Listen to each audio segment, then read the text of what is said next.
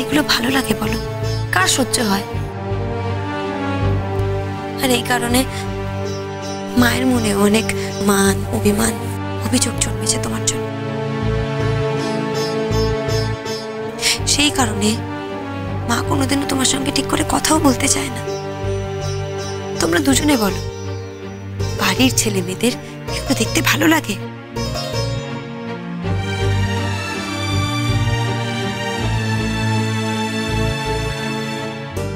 সেই জন্যই তো আজকের দিনটা আমরা তোমাদের কাছে এনে দিয়েছি। মনে করো না আজকে আবার নতুন করে বিয়ে করছো। এতদিন যা দেখে এসেছি কাল থেকে যেন আর সেটা না দেখতে হয় আমাদের, বুঝেছো?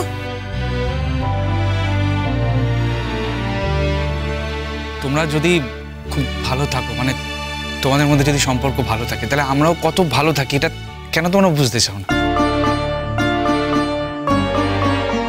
আমরা যদি সবসময় দেখি, ছোট থেকে দেখি যে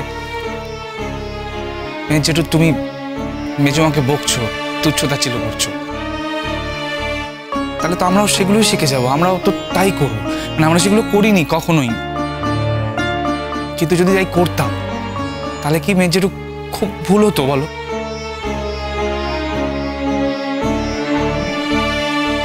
দেখো বাবা, তোমার মার সম্পর্কে কোনো অভিযোগ থাকতেই পারে, কিন্তু সেটা এরকম সকলের সামনে বলে মাকে হ্যাটা না করে তুমি ঘরে গিয়ে আড়ালে তো বলতে পারো, সেটা ভালো হয় না?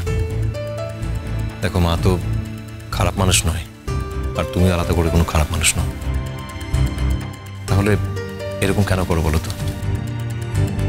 অনেকদিন তো হয়ে গেল, এরকম ভাবেই কেটে গেল। এখন একটু নিজের মধ্যে সম্পর্কটাকে ভালো করে ভালো থাকার চেষ্টা করো। দেখো ছোটবেলা থেকে কিছু বলতে পারিনি, কারণ বাড়ির কোনো ব্যাপারে আমাদের কিছু বলার অধিকার ছিল না, তাই চুপ করে থাকতাম, কিন্তু দেখতে তো ভালো লাগতো না আমাদেরও। তোমাদের নিয়ে আমরা বাইরে কত গর্ব করি সকলের সামনে। যদি তোমরা নিজেদের মধ্যে ঝামেলাগুলো মিটিয়ে ভালোভাবে না থাকো, তাহলে আমাদের সেই গর্বের জায়গাটা বারবার নষ্ট হয়ে যায়। তোমরা বুঝতে পারো না কেন?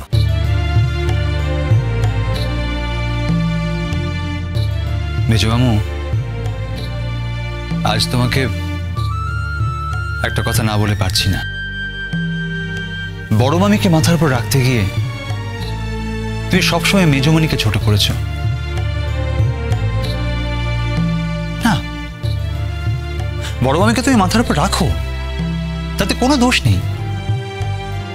বড় মামি এ সংসারের জন্য জীবন দিয়েছে, এবারে বড় ছেলে হিসেবে আমি জানি সেটা, দেখেছি নিজের চোখে। কিন্তু তাই বলে বড় মামিকে মাথার উপর রাখতে গিয়ে সবসময় মেজমণিকে ছোট করতে হবে কেন মেজমামু? কেন?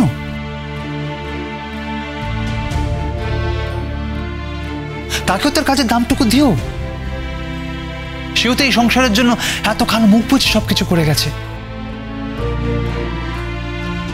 তোমার কি কখনো মনে হয় না মেজমণির প্রতি তোমার যা যা কর্তব্য ছিল তা তুমি করনি? কথাটা ভালো করে ভেবে দেখো মেজমামু।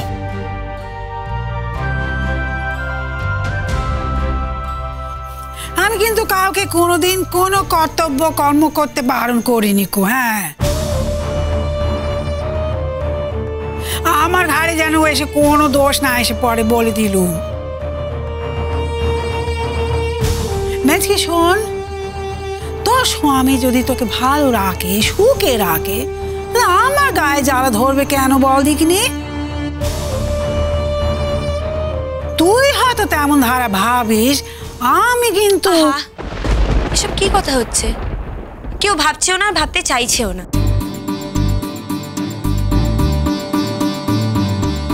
দেখো, ভুল সবাই করে, সব মানুষেরা ভুল করে। আমি কি ভুল করি না?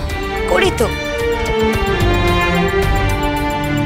আমিও তো অনেক সহজ কথা সহজভাবে বলতে পারি না, বলি না, আর সেই কারণে অনেক অশান্তি লেগে যায়, অনেক ঝামেলা লেগে যায়। আমরা হয়তো নিজেদের ভুলগুলো নিজেরা বুঝতে পারি না, কিন্তু অন্যেরা যখন আমাদের চোখে আঙুল দিয়ে ধরিয়ে দেয়, বুঝিয়ে দেয় যে আমরা ভুল করছি, তখন আমরা বুঝতে পারি, নিজেদের শুধরে নিতে পারি। তাই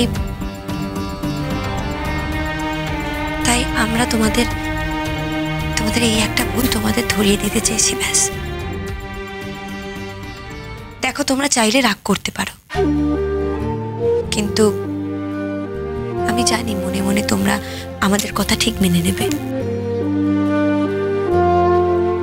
আর বাবা, আমি আশা করব কাল থেকে মা সম্মান পাবে।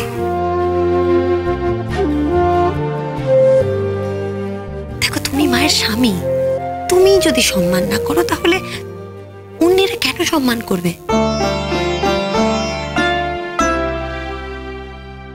তুমি বলো, মাকে তো তুমি হাত ধরে এই বাড়িতে নিয়ে এসেছিলে। মা তো তোমার মুখ চেয়ে নিজের সংসার, নিজের পরিবার, বাপের বাড়ি, আশা আকাঙ্ক্ষা সমস্ত কিছু ছেড়ে তোমার হাত ধরে চলে এসেছিল।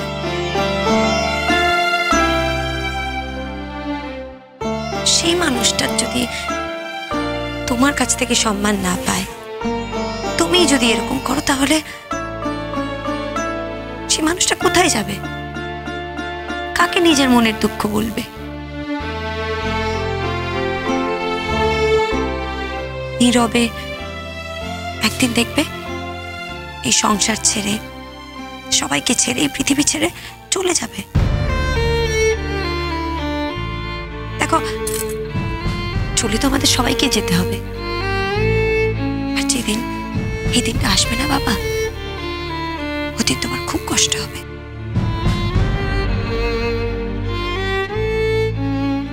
আক্ষেপ হবে যে এরকম একটা মানুষকে তুমি কোনোদিনও ভালোভাবে ব্যবহার করতে পারোনি, তার সঙ্গে ভালো করে কথা বলতে পারোনি, তার দিকে কোনোদিনও তাকাওনি।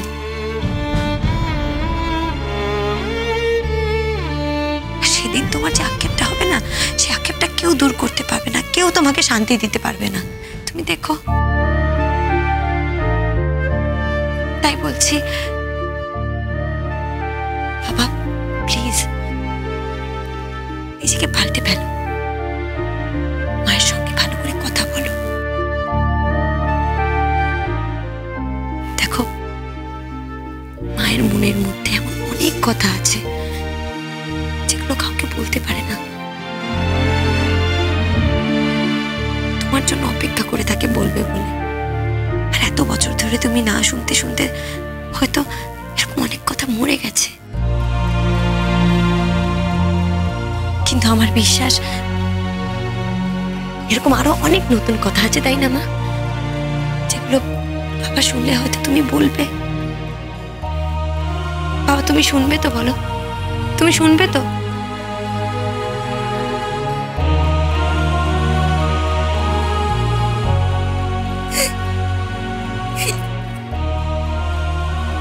আমার মেজ বৌদি কত ভালো, আমার সোনা মেজ বৌদি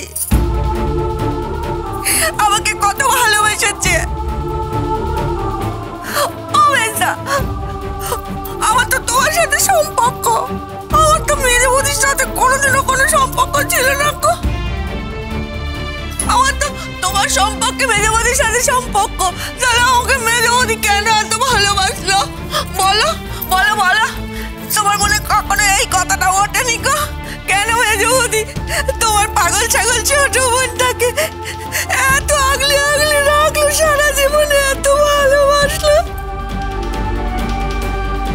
মেজমামু, শুধু মাকেই নয়, আমার পরিচয় না জেনেও মেজমামি আমার জন্য যা করেছে, আমাকে যা ভালোবাসা দিয়েছে, সেটা তো ভোলার নয়।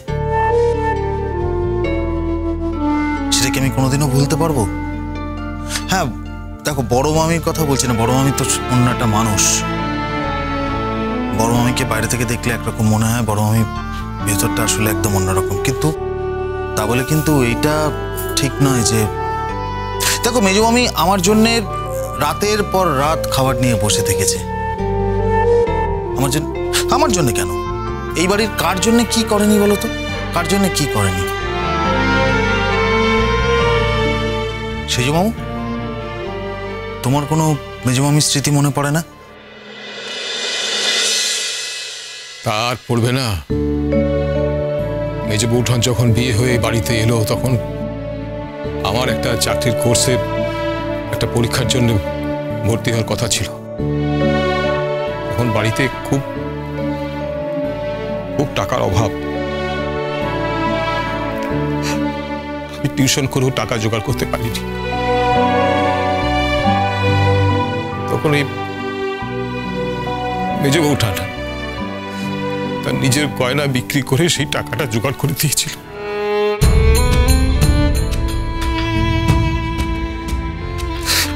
সে কথাটা কাউকে বলেনি,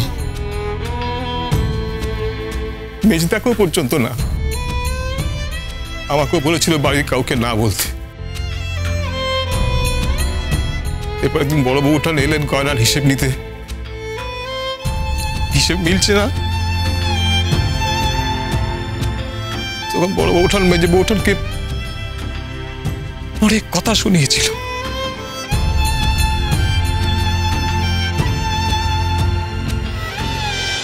কুসুম দোলা